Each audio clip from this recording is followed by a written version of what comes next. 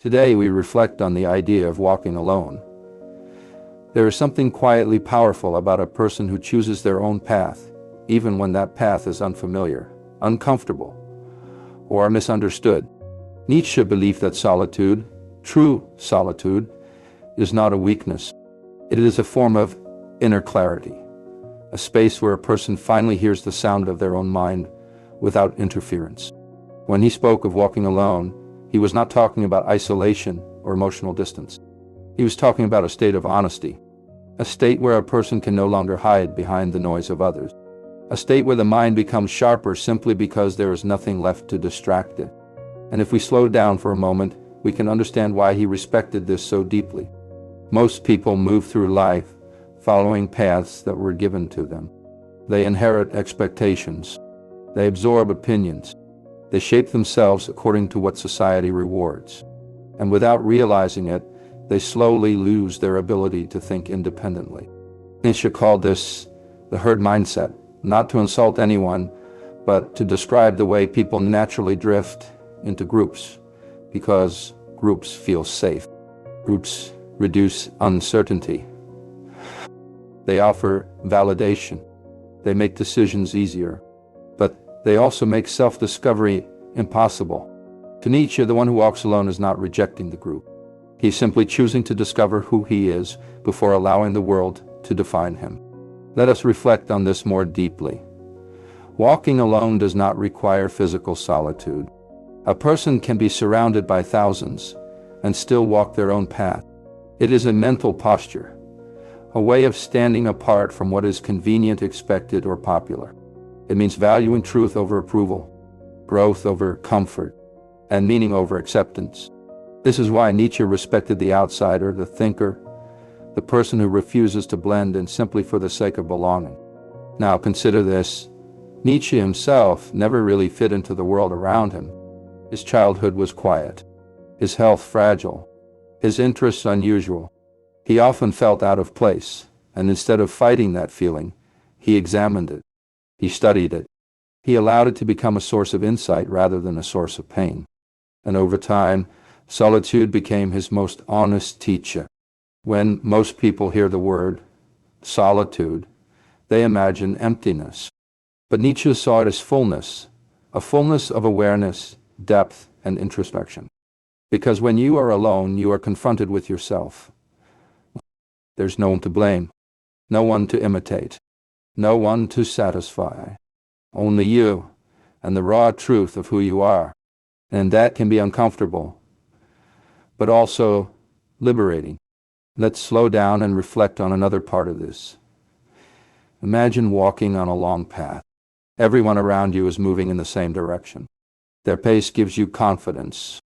Their movement gives you rhythm. Their choices become your choices simply because it is easier to follow than to question.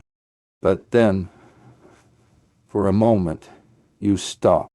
Maybe you turn your head. Maybe you look at the path behind you or the one to your side. Maybe you ask yourself a quiet question. Do I even want to go where everyone else is going? That small moment of awareness, that tiny pause, is the beginning of walking alone. Not rebellion, not ego, just clarity.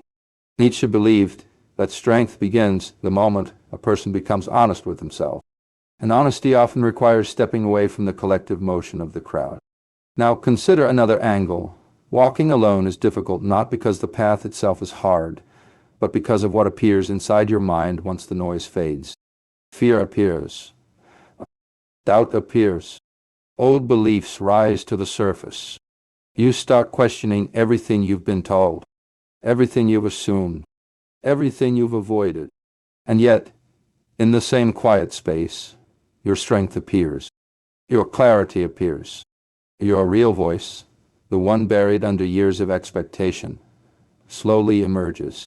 This emergence is exactly what Nietzsche respected, because a person who has met themselves in solitude cannot be easily manipulated. They cannot be controlled by the approval of others. Their identity is not borrowed. It is built. They become responsible for their choices, their values, their direction. This responsibility creates inner strength, a strength no one can give or take away. Now, let us consider how this applies to real life. Think about a time when you made a decision others didn't agree with. Maybe you chose a path that wasn't traditional. Maybe you stepped away from people to focus on your growth. Maybe you refused to follow a trend simply because it was popular. In that moment, you were walking alone. And Nietzsche would say, that is where the seeds of authenticity begin to grow. Let us reflect on another thought. People who walk alone often see things others miss, not because they are more intelligent, but because they are less distracted. They can hear their own thoughts. They can sense their own desires. They can detect truths that would otherwise be lost in noise. And many of these people eventually become creators, innovators, and deep thinkers, not because they sought greatness, but because they sought clarity. Now consider a powerful moment from Nietzsche's life. He often walked alone in the Swiss mountains, sometimes for hours, sometimes for entire days. His health was poor and the weather unpredictable, but the solitude energized him. He described these walks as moments where thoughts became sharper, ideas became clearer, and the mind became spacious enough to understand itself. He once said, "All great thoughts are conceived while walking." Not walking with a crowd, walking alone. Let us reflect on the deeper meaning of this. When you walk with others, your pace is influenced. Your direction is shaped. Your choices are softened by the comfort of belonging. But when you walk alone, you are guided by something internal, by intuition, by curiosity, by truth. This type of growth is slower, but it is deeper. It does not vanish when circumstances change. It does not collapse when people disapprove. It is grounded from within. Let us reflect even deeper. Walking alone is not a permanent state. Nietzsche never suggested avoiding people forever.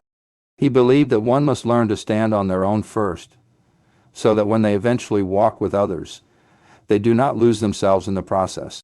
Otherwise, a person becomes a mirror of others instead of a reflection of their true self. Now imagine a person who never walks alone, someone who always needs noise, always needs approval, always needs distraction, always needs company. Such a person moves through life quickly, but never deeply. They rarely meet themselves. Their beliefs belong to others. Their desires belong to others. Their goals belong to others. Nietzsche warned that a person without solitude cannot cultivate a strong or independent mind, because their inner voice is drowned by the voices around them. Now, consider yourself. When was the last time you truly walked alone? Not physically, but mentally. When was the last time you formed a belief without comparing it to what others think? When was the last time you listened to your own thoughts without interruption, without distraction, without fear? These rare moments of self-encounter are the beginning of becoming who you are. And Nietzsche believed that this becoming is the deepest purpose of life. Let's slow down again. Walking alone teaches you something essential: how to live without the need to be understood, because you will be misunderstood. People who think differently always are. But Nietzsche would say that being misunderstood is far better than being untrue to yourself. He respected those who refuse to shrink themselves just to fit the world's expectations, those who don't hide their depth to match the shallowness around them, those who choose integrity over acceptance. Now consider this: walking alone also builds emotional independence. You stop relying on others to define your worth. Your peace is not shaped by external approval. Your sense of meaning becomes self-generated. This is why Nietzsche believed that solitude is not loneliness. It is liberation. A person who walks alone slowly becomes the author of their own life. And now we arrive at a final reflection. Walking alone is not a sign of weakness. It is not a sign of arrogance.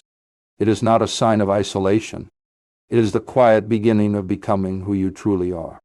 It is the courage to think for yourself in a world that prefers imitation. It is the strength to remain authentic, even when the world pushes you to conform. And Nietzsche would tell you, if you walk alone, you are not lost, you are becoming.